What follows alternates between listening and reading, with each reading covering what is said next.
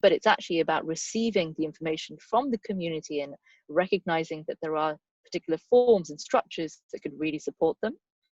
And so with these indigenous tribes, or whether it is with the work with informal settlements like favelas, this is the work that makes the biggest impact, going into something close to 2 billion people's worth of existence at this moment in time, where probably, if we're not careful, a larger group of people will not have land tenure, will probably have no access to some of the most basic rights that we have today, like clean water, sanitation, a roof over your head, all of those sort of Maslow's hierarchy of needs. Step one hasn't even been checklisted off, right? So there's no tick there.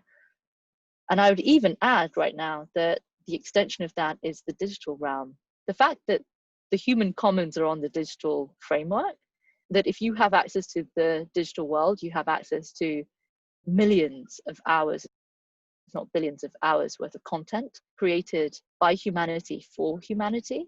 And they could be anything from how to look after your children and parent well, to a university course on the MBA to run a business really well. Any course that you will find online has been created through a human being, and that human has spent hours of their most precious resource called time. And that time is shared digitally on a platform, and that platform should be accessible to all.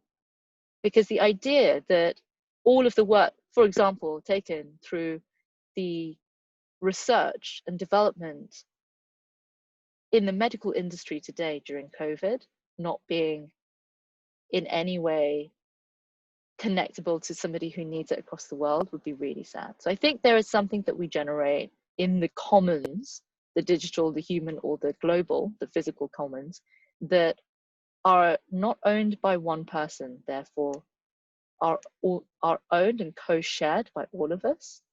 And access to that is really important.